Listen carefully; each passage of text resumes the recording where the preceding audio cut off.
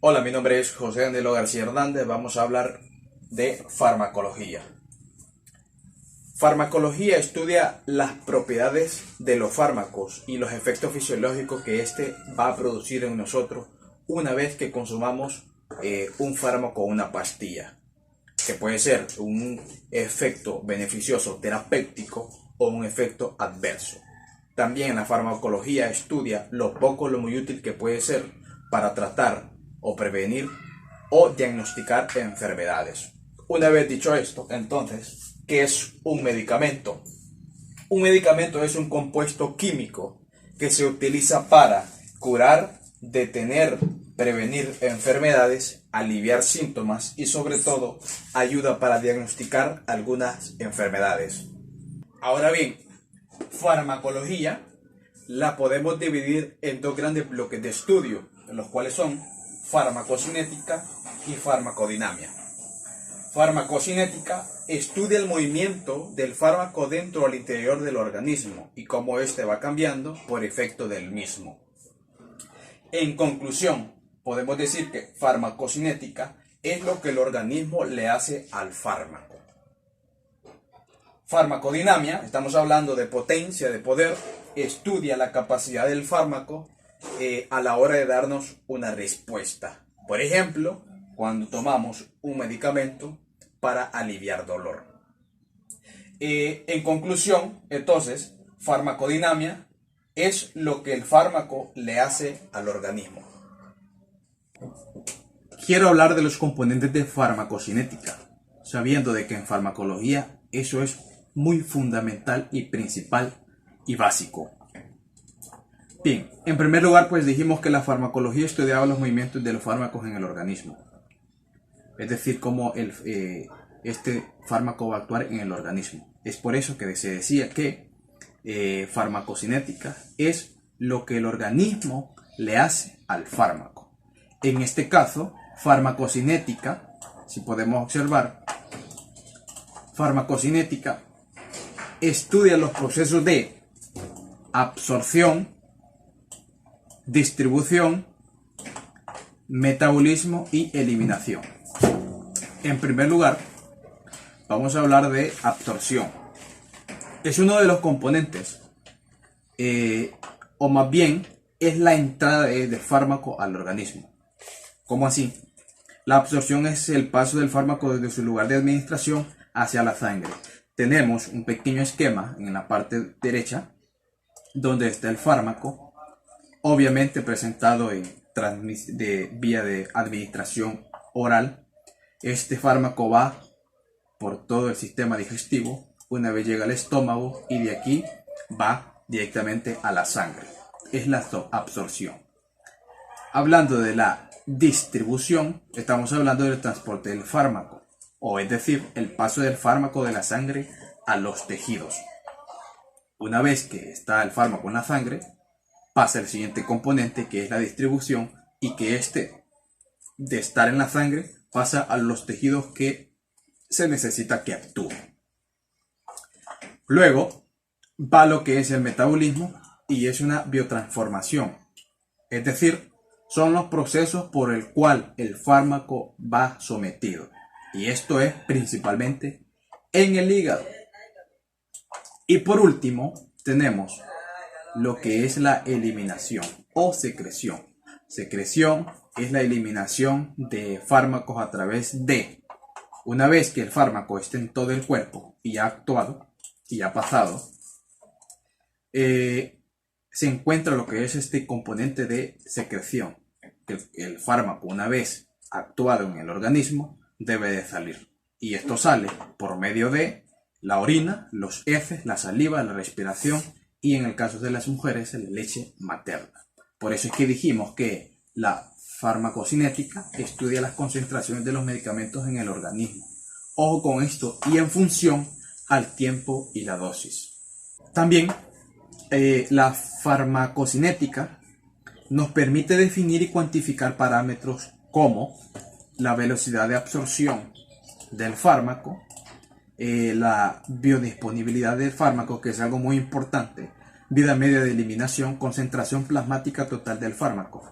Ojo con esto, tenemos una gráfica en la parte de abajo, que es lo que me interesa explicar. En este caso, parte derecha de la gráfica, tenemos concentración efectiva mínima de la reacción adversa. En la parte de abajo tenemos la concentración efectiva mínima del efecto buscado. Y lo que nos interesa a nosotros es en la ventana terapéutica, es la parte de en medio, que sería esta parte de acá, sería el inicio de efecto del fármaco en este caso. Pero, por ejemplo, un paciente va a aplicarse por vía oral una pastilla o un fármaco que de valores predeterminados o valores normales sería, por ejemplo, 100 miligramos. Ok, perfecto. Efecto sería el apropiado para tratar de aliviar un dolor. Entonces estaría dentro del rango de la ventana terapéutica, que sería esta parte de acá.